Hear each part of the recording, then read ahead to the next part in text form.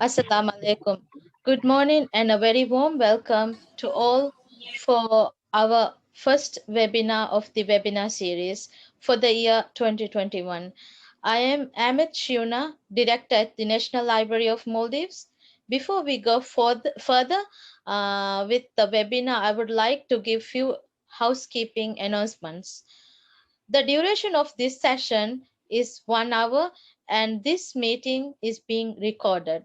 All participants, please mute your mics and off cameras during the presentation to avoid distractions. We will put a link in the chat to mark the attendance. Please fill the attendance before the end of the sessions.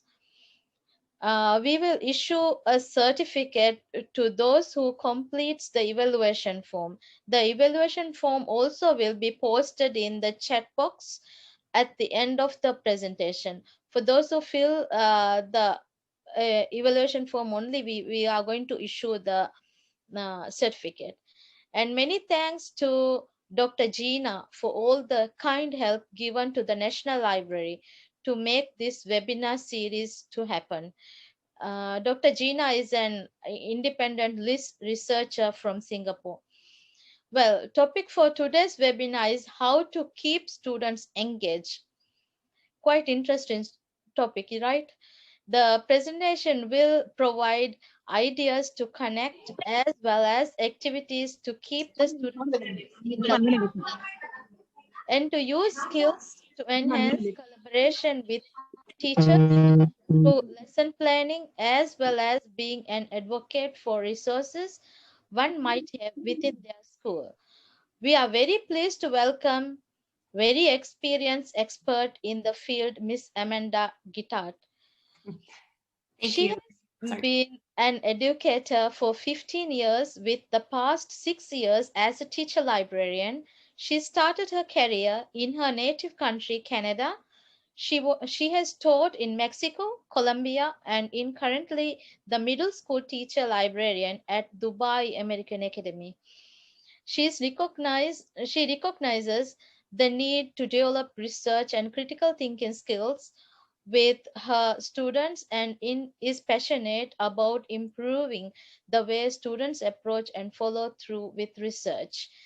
Without any further ado, I request Miss Amanda to give the presentation. Over to Amanda. The floor is yours. All right. Good morning, everyone. Thank you so much for joining the webinar. I'm really honored that I get to present to you guys, and I hope you will find something useful.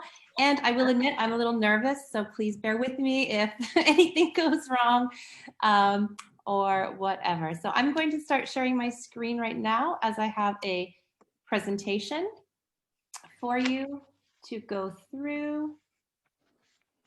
And at any point, please stop me if you have a question or something you'd like to add or another idea that you'd like to share out. And here we go. So the idea for my presentation was how to keep those students engaged during this difficult time of COVID, but just in general as well. A lot of things that we could probably kind of push ourselves to get the kids into the library or interacting with the books or e-resources we have kind of might kind of continue on as maybe when things get back to normal and people are, back into the building at full capacity. So let's go. So like they said, I am currently the middle school librarian at Dubai American Academy. I've been, I think, 15 years actually for education, and this is my 6th year in the library. I started off teaching in Canada, where I grew up in a small town of 500 people in Canada, and I just checked the weather. Obviously, I'm happy I'm not there because I think it's minus 50 degrees where I am from. So that is very cold. Just like when it gets super hot in Dubai, we don't go outside much, and in Canada, when it gets very cold, we don't go outside much. I was in the classroom for about 8 years, and I was in the 3rd grade. That was kind of where I stayed. And I knew the classroom was fun, it was great, but there's something I kind of wanted to find my niche. So, being elementary, you are pulled in 100 different ways. You're teaching different classes you're in math and social studies and sciences. And so I kind of wanted to hone in on something. And I decided that being a librarian or teacher librarian is something that would fill my passion. And I'm passionate about helping kids find books, great resources, and to streamline research, because we do like to say research a lot, but I just kind of think we can streamline it a little bit more. So this is what my library, the middle school library, looks like pre-COVID. So the kids are not this close together. This is just kind of wanted to talk about what it looked like before. So obviously we had lots of seating for the students. We have about 10,000 books for our students. I am an advocate for weeding. So just because you have more books doesn't make your library better. So you need to keep up-to-date copies. You need to make sure the copies are fresh. They're not looking yellow and old. And so we did a lot of weeding. And so we're at about 10,000 books for about 600 students. And so at this point, the students were just in here. I think this was the one at the bottom here. They were doing a coffee table, kind of going around to different genres to see which one they liked. We had some games in the library at lunchtime, and we just wanted to make this space an open and welcoming space for the students. And then we also, I didn't start out in the middle school library. I was a KG1 to grade 2 librarian as well. And so this is the same.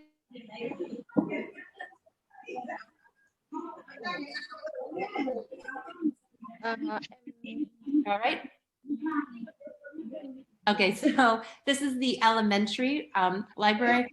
And so you can see it's a little bit different. We have the books here in the bin so the kids can look through very easily. This little boy was Noah. He took the most time to get the exact book he was looking for, but I love how the little ones will get down to those bottom shelves and really look for those books. And here they're just enjoying books, and we are lucky in our library, in our school actually, that the elementary students are one-to-one, so they all have their own iPads that they get when they come to our school, and then middle school and high school, they all have their, it's bring your own device. So far, so good. Any questions? No? Okay. So thinking about the topic, how do we keep our students engaged in this time? Okay, so I kind of broke it up into three different areas, and it was kind of within and beyond the walls. And I was thinking, well, we have to think about, we have to think about within our walls right now, because some of us may be we're on hybrid right now. So 50% of our middle school kids are in and 50% are home. So the space is being used. So we have to kind of think within the walls. And then we also have to think about those kids that are not in school. And so maybe they are 100% remote learning. How can we keep our resources, keep our library, keep everything alive to kind of to show people that we're still doing our job and we can still do our job. So that's what we're going to talk about within and beyond the walls. Then we're going to talk about building those teaching relationships, because if you can get the teachers involved with you, then the students will get involved with you, especially those homeroom teachers, because those kids look up to their homeroom teacher or advisory teachers. So if that advisory teacher is connected to the library, they will, those kids will kind of connect with you as well. And then again, supporting the community. How can we support our community? So our parents, anybody that's kind of outside, we'll talk about that. All right, so within and beyond our walls. So one of the things that I believe is very important is that we have an organized library catalog. And so we are lucky, we work with Fullett Destiny, and that catalogs all our books, and that's where we order all our books from. So we have a library catalog, and I believe it needs to be up to date. It needs to have the right information. It needs to kind of tell all the information that where the book's located, if it's in, if it's out. Students also need to know how to access the library catalog. If they don't know how to access the library catalog, that you've lost them already, especially those ones at home, because they can't look up any books, and they won't look up any books. And then even the ones that are in school maybe they don't make their way down to the library, but they can still look at the catalog and find a book that they want. So I think the library catalog is very important to keep up to date and working. Another thing and the library catalog can also be, because we are one-to-one and stuff, they can get it from home and they can get it from school. Now, the thing that's probably transformed the library, I would say for myself, is implementing the LibGuide. And the LibGuide is most appropriate for middle school and high school, but that is where we would put all the resources we have, and it's kind of that one-stop shop where students go to find everything they need about research, everything they need about the library, everything they need about what's available to them. Okay, and I'll show you and I'll walk you through the LibGuide. Now, it doesn't have to be a LibGuide because it's a platform you pay for. But if you are into designing if you're a Google school and you do a website that way, just I know some students or some teachers do Symbaloo, or librarians do like a Symbaloo, Wakapaddle, I believe is another one, but just one place where the kids can go and they know that they can find everything they need to find about library. Okay, so, and again, this is something that can be accessed at home and at school. And I think I'm going to go to the LibGuide now. I'm going to show you what I'm talking about. And we're going to, while I'm in the LibGuide, we'll talk about, I'll show you the databases, the screencast videos that I've been doing, and links to resources outside our library. Okay, so here we are. So this is what I've created. And you can see here, there's one for middle school. There's also one for high school. Now, this is just that one-stop shop. So we have the books for Black History Month this month. And so you can just design a carousel that promotes all the books that you have. And then the kids will be like, oh, I want that book there. Can you help me find it? Yes, no problem. Helping the students this year with some of the different library procedures. So we talk about how you have to sanitize your hands before you come in. You can pick a book off the shelf, but we discourage the browsing and picking a lot of books, as the books then have to be quarantined for 3 days. So it talks about the procedures. We have a book request form, which is something we have implemented here. Now, they just click on it and they put their name, their last name, their T&D class, so that we know where to find them. So we have a ton of classes there. The title of the book, the author. If they've been in the library catalog, they'll know the call number. And then we kind of talked about how are we going to get this book to them? Well, some will just come and pick it up from the library, not a problem.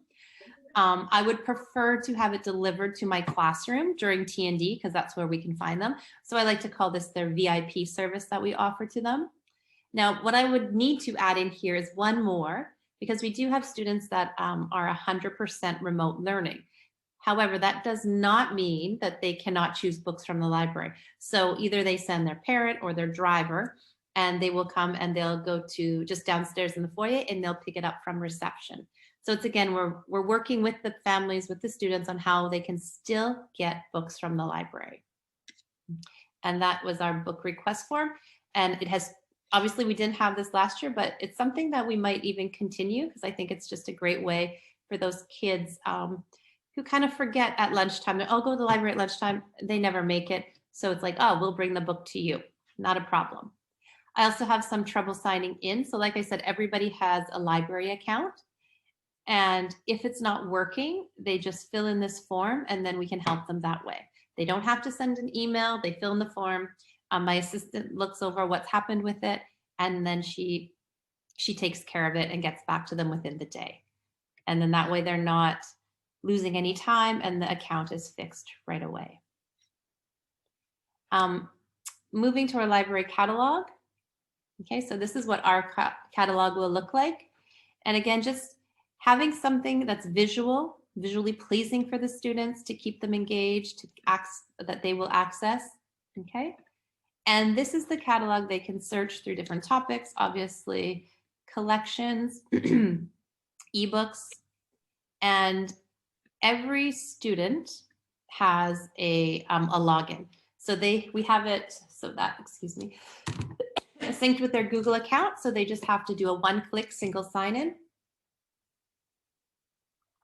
and they are in.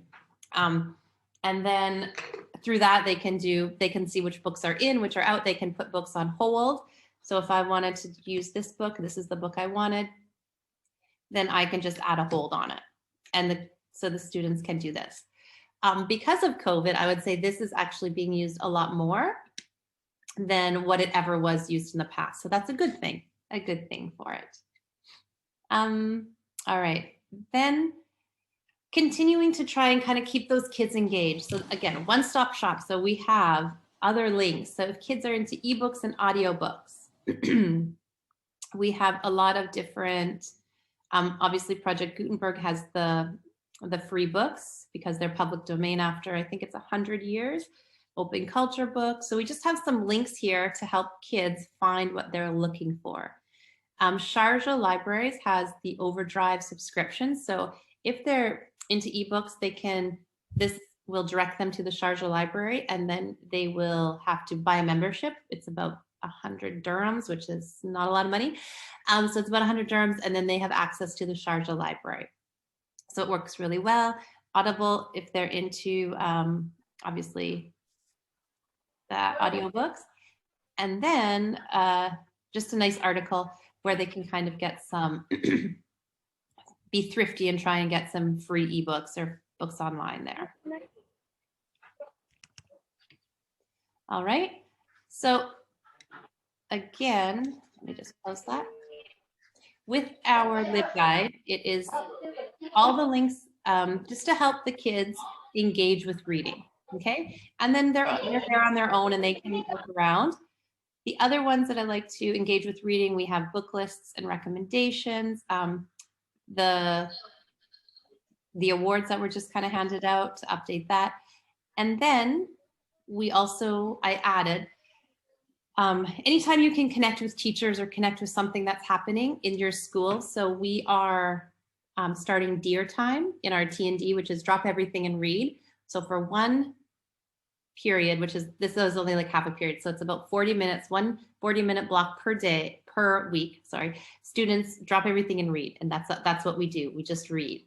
And so it wasn't necessarily something that the library brought on, the assistant principal decided to implement that.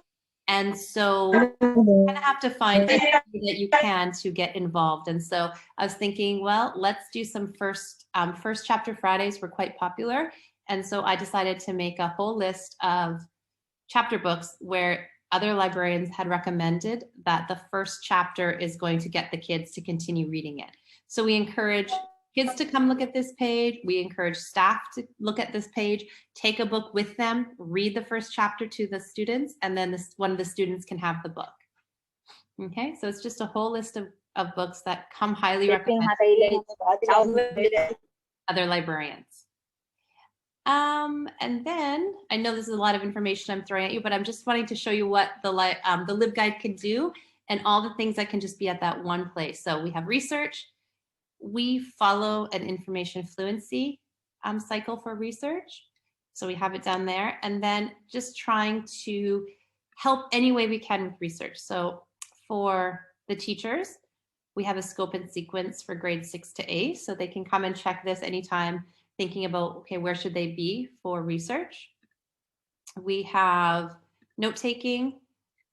Okay, so Brain Pop, a video on note-taking, a link there. How to do Cornell notes is what our 6th, 7th, and 8th graders do. So just a little refresher, and then just different ways to do note-taking. So again, once you promote the LibGuide and the teachers know about it, and maybe a student is struggling with Cornell notes and they're not quite getting it, the teacher can say, well, have you checked the LibGuide? I know there's a video there that you can watch that will help you with Cornell notes. Maybe the student doesn't like Cornell notes and wants something else. Well, then check the video on the LibGuide. Okay, and then our big thing is all our databases that we highly use them a lot and we enjoy them. So we have quite a few databases, the World Book and like Gintaut, we have Digital Theater, Discovery Education, and then the ones for middle school here, Discoverer and Researcher are used a lot. I've also added anything, we have some newspaper articles. So, and then we just did some bias and fact checking. So however you would want to use this or adapt this to your division, your department, are you doing like just an elementary? Is it middle school? Is it high? Do you want to do a whole school? But any way you can get all of this in one place, I just think is amazing. Then of course we have some citations and teacher resources as well. Any questions about the LibGuide? So far so good, but we were unable to see the LibGuide actually. You were, oh no, because it's not, you weren't able to. Oh no, apologies. You can't see it now? No. Okay, I'm gonna stop for 1 second because I think it's very important to see the LibGuide. I apologize. Okay, let me see if okay, now if I share my screen, let's see. Please let me know. Are you able to see now? Yeah. Ah, okay. So all that stuff I just talked about, I apologize, but it's just that one place. So I'll just click quickly through just so you see what's happening. And you probably can't see that. So that's the link. It takes you right to the catalog. Reading, we have all of things there. Anything with research. And then all our databases. So the students are just clicking through, teachers as well. They just have to click through and it's all there. They're not going to different sites or anything like that or looking things up. It's all the links are here. Okay, sorry about that. So that's our LibGuide. I have added some screencast videos as well. Let me think if you can see that. Some screencast as well and little tutorials, which I find are really important now, especially when you aren't able to kind of see the kids in the class or some are online, some aren't. So just a video helps connect them. Okay. Back to the PowerPoint. Everybody able to see the PowerPoint? Yes. Yes, thank you. All right. So moving along, teacher relationships. Now this can be amazing, but it's a lot of work, I think, to kind of pull those teachers in, especially if they haven't had a teacher librarian before that they worked with. I had one gentleman, one teacher, he's like, oh, I just don't know what you can do for me because I have never worked with a teacher librarian. And so if I'm asking you to do something, I feel like I should be doing it. And so he was just like, I'm not sure what we can do. So that's where you just have to continue to say, well, I can curate resources for you. I can come into your class if you're doing something on note-taking. I can take over that role for you and you don't have to do that because you're kind of like, he's social studies, so he's worried about and planning and knowledgeable about the content. So it's just trying to find those little places where you can kind of get into and where you can help out. And I know it is hard for teachers to do this because as a classroom teacher myself, it's like, oh, I'll just do it. It's easier if I just do it instead of setting up a meeting with the teacher librarian and then she comes to do it. So, but if you can kind of get in any little way you can, it's awesome. And once one teacher gets you, then another teacher will want you and another one and another one.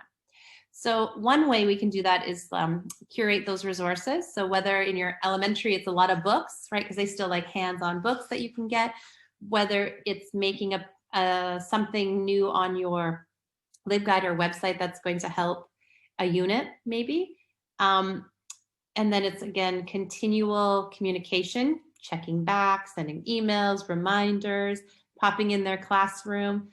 And then so that's and then again, check-ins. Oh, have you used this? What did you think about this?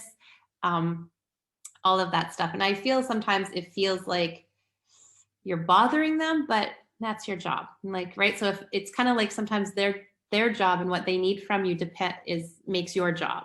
Okay. So if they don't need anything from you, then you get a little bit lost in what you're supposed to be doing. A couple of the things that I've done.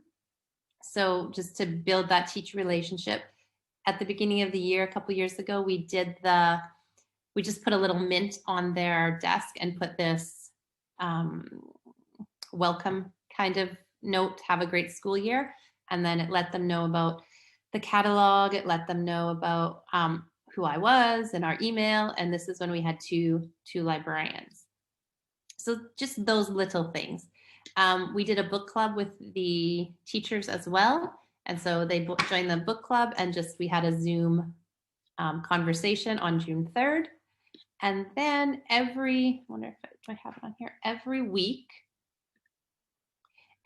we have the week ahead. And so it's just all the things that are happening for the week. And I always post something in there. And it can be something kind of a little bit bigger, or it can be something simple. So this one, they're staff picks. So if the staff have a book that they want to recommend for a student in our library, they would fill out the form, and then I would put a sticker on the book for them. And we know that the students enjoy recommendations from their teachers. Okay, so that'd be one thing you do. This one was when I went in and I did a citation tool, the Google citation tool. So I did that, and then I put the video clip there just to let other teachers know that, hey, this is we have this now. It's available, and this is how you can use it.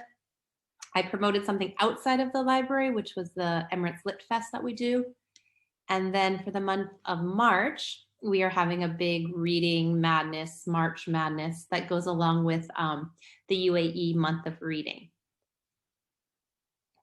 All right, so that's just some ways to kind of keep communicating with our staff and just showing them like what you're doing. And every time you put something out there, they may get some ideas on how to collaborate with you. So if they've seen this citation tool, they're like, oh, Mandy, can you come in and can you do this for my class? They're like, I don't have time to do it. Just do you want to come and do it? And you're like, of course I can do that for you. Okay. And then of course, it's always continuing to support our community. We are also just, again, big newsletters. So for March, we're going to have that. We're going to have the month of reading. So this went out in our spot that we do. It goes out to the whole school. So it's just a little note that look for something that's coming up. We had some virtual book clubs when it was COVID time and everyone was in lockdown. However, we could still bring that back. We did some flip grids. Now I'd have to say that this didn't work quite as well as I would hoped, but it's something we tried and we can keep going. Just the kids can't recommend as many books to each other. So I thought a flip grid would work to kind of build that community of reading. And some things go well, some things don't. And then again, just any type of communication we can do to let everyone know that we're out there, that we are doing things, and that the library is open and ready to be used. So we also did for the community, we have, I'm part of the GEMS network.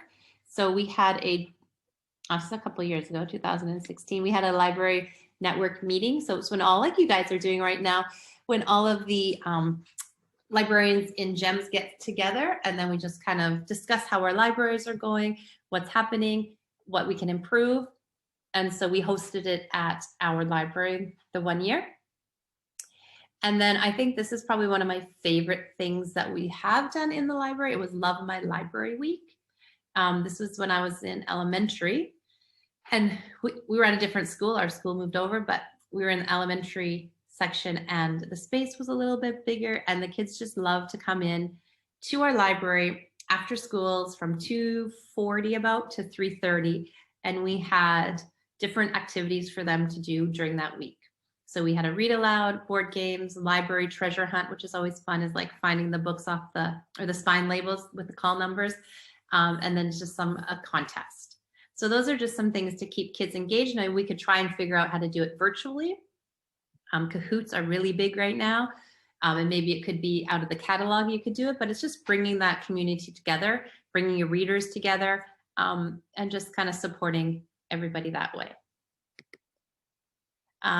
Bulletin boards are big. So again, this was for the Love My Library Week. So just loving all of what's coming out of the book. And then this is just an activity we did based on the book, The Jumper. Oh, I can't exactly remember the title, but there's just a bunch of, these are called Hueys, and everyone wanted an orange sweater, and then one Huey decided he didn't want the orange sweater, and so they all made their own Hueys being independent, and then we just made a collaboration of that. Any questions so far before I get into kind of resources? Okay, so things to keep those students engaged with people reading books and what they can do. So Storyline Online, if you haven't accessed it yet, it is really good. I'm going to stop sharing and I'm going to show you where it is. Here we go. So it is celebrities, well-known people sharing and reading stories. Okay, so it's great. Let's see, I saw one where Oprah was reading Hula Hooping Queen. Okay, so you just click on it and then the celebrity will read the book to the students. It's great. Kids can spend hours on it. So, and there's lots of stories to go through. So that's one way to keep the kids engaged with reading and with literacy. The other one that we had, and I don't know if you have done it, but Epic. Get Epic. So it is a digital library. It is a digital library for kids. Now, if you sign up as an educator, it is free. So when you sign up for an educator, you get it for free, and then you can add your students to a class. The only thing is that they just have certain time frames that the kids can get it for free. So during the school hours, kids can have it for free, but anything after a certain time, then the parents have to set up the account for them. And then have to kind of, they have to do some paying for it. But again, they have some, let's see if I can log in quickly.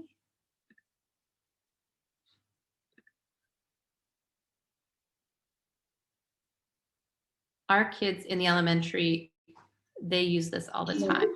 So this is what your teacher, as long as you have to sign in as a teacher, the kids would get the class code, and then it gives you some information here. And then you have tons of resources, tons of books that the students can read, and they're kind of animated. So that's another resource to use. And let's see what else I had on my list. Oh yes, Time for Kids. So just to continue with the reading and keeping students involved in reading while you have them. Okay, so obviously we have Time for Kids, and we can go to the younger years. We can go all the way grades 5 to 6. And then they can click on it and read. And then it did look like they had that it could read to them as well, and a video. Obviously, she did a great job. So there's a lot of, you can change the Alexa level if you want, which is a nice adaptation. So we've done that, and let's see what else. It's a book and a hug. Let's see if I can find it. All right, if students are struggling with they don't really know what type of reader they are, okay? So you might say, we'll go to this site, which is A Book and a Hug, and then maybe you're an early reader, you're a middle reader, mature reader, and then you can do some personality types. I like to try exciting and new things. You click on this. It will take you to a whole bunch of books that they would recommend for you. Okay, so just ways to get students engaged in their reading, to continue reading. And then, because I just will just to check on, what time is it? All right, the research part of it. We have a Kids Rec. There's the Kid Rec search engine. So it's safe for, it's just a search engine that's safe for kids. And it just looks like something like this instead of sending them out, because they obviously do have to do some research. Instead of sending them out into Google, this is a safe way to do some research. Okay, and if I go back to my slideshow, I can share these links with you later. So if you need to, I just had a few. There's the digital children's library, more for us as educators to kind of find some books for students. Info Please, another one, kids can go on, kind of like a news articles type thing. And then Kids Recs and Kids and the Kiddos search engine are just two search engines that kids can go to. And then thinking about us as professionals and how we are continuing to learn. So I like to follow Facebook groups. I find they're probably, there's always, librarians are always posting, giving ideas, giving questions, comments, concerns. This happened, how can I fix it? So I follow these four, the International School Library Connection, Learning Librarians, Future Ready Librarians, and the Middle School Librarians Media Coordinators. Those are just four I follow, but you can get into Facebook and do some searching and find ones that are maybe more geared towards your level. So if you are elementary, there's definitely a ton for elementary. Middle school, it's nice to just kind of get that little niche. And then of course there's some high school ones as well. So whichever ones you like, and you might want to join quite a few, and then just kind of as it goes along, just to see which ones are working for you, which ones you're enjoying, which ones give you the most ideas, and then whichever ones aren't, just kind of quit them so we don't have overload. And then again, for more professional information, there's always the American Library Association, which is great. Tons of information, kind of like information overload almost, but there is so much information there for you. And the Asian Pacific American Library Association also is there to follow and to learn from and kind of see what's up and coming. I didn't write it on here, but I do like to read, get my articles from School Library Journal. And if you get on there, you can get, right now they're giving away their free, you get some articles for free right now. So if you go to School Library Journal, that's another great resource to use to kind of build your collection, to find out what's happening in libraries around the world, and then kind of you can get some ideas on what you want to do in your library there. And I think with all of that, I know I've talked a lot, but it's 8:40 and we were going to give some time for any question and answers that you had.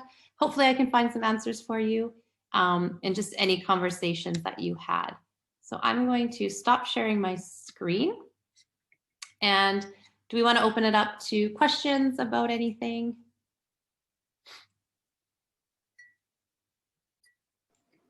That you might have? You can put it in the chat if you need to.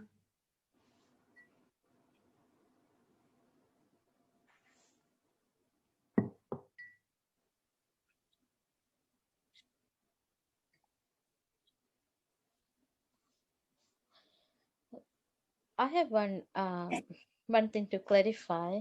What are the activities that you have in the book club? So the virtual book club? Yeah. Yeah, so it was really casual, and I think that's what I don't know, but sometimes I like to over prepare and over plan and over analyze things. So basically we just put out an email to the kids and said, we're going to be doing a book club. Please, if you'd like to join, please come be on the Zoom meeting at 3 o'clock on Thursday. So the kids and I put it out a couple times, and then the kids that wanted to join, they joined at 3 o'clock. From there, they had to fill out a form, and then from there we chose the book. They chose, the first one was The Fault of Our Stars, which was really good. Now this was middle school, so we just had 1 month the kids had to read it by themselves, and then we came back 1 month later, or 4 weeks later, 3.5, and we just talked about the book, what they liked, what they didn't like. Yeah. The other one we did, it was the same idea, but we didn't read the whole book. We read it in sections. So we just maybe read chapters 1 to 5 and then 5 to 10 and then kind of broke it up a little bit.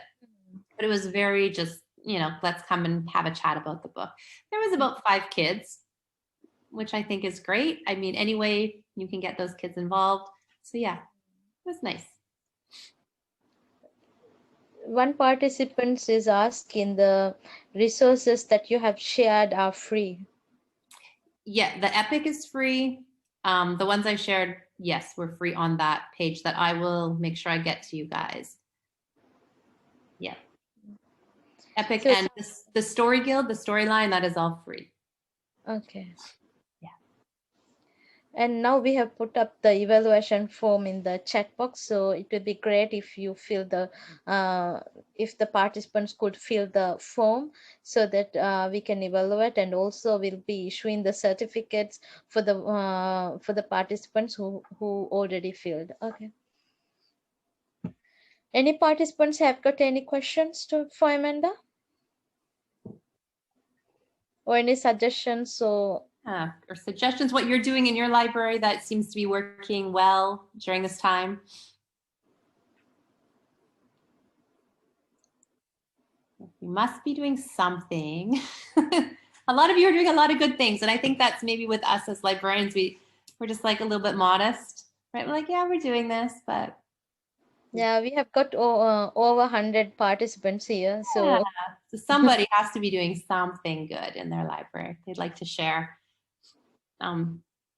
If you have anything, you can switch on the mic and you go ahead and speak.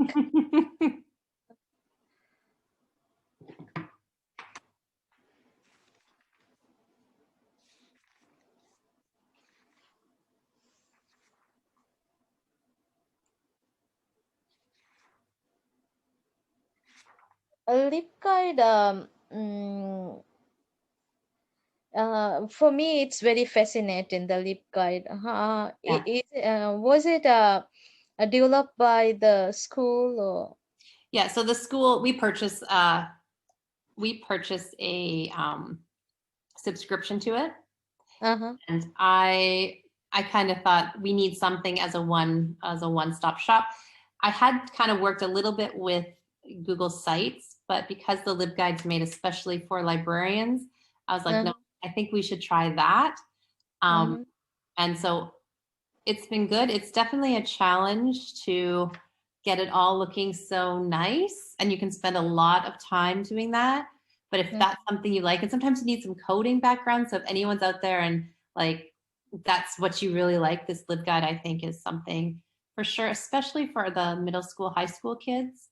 You can just add a lot of information. Teachers can even go and you can help them have their own page as well. And then we don't have it quite linked to some of the stuff that I would like it linked to, but it will, with your databases, and every database you put, it will also keep statistics on how many kids go to that database and stuff. I really like it. So all the subscribed databases also will be available in the LibGuide. Those subscriptions we have are, we have all those subscriptions that the school pays for. Yeah. Yeah, so it won't be available in the LibGuide, right? Yeah, no, it's just the platform that's available. But we pay for Newsella, New York Times, Search Researcher, and Discover. We pay for all of those. Yeah.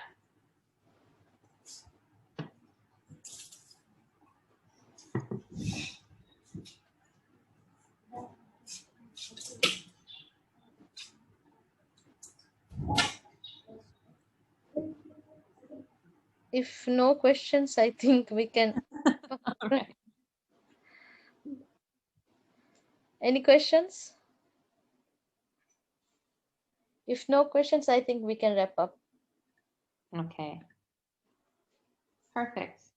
Well, thank you very much for this opportunity. I hope you got something out of it, just maybe a new way to think of something, or you're like, yeah, I'm doing a good job. This is how my library is going. But yeah, it was an honor to be able to speak with you this morning. So thank you. Thank you, Amanda, for the insightful information, and we really enjoyed your presentation. And those resources were awesome and very interesting. And thank you very much. And everybody have a good day. All right. Thank you. Bye-bye. Bye.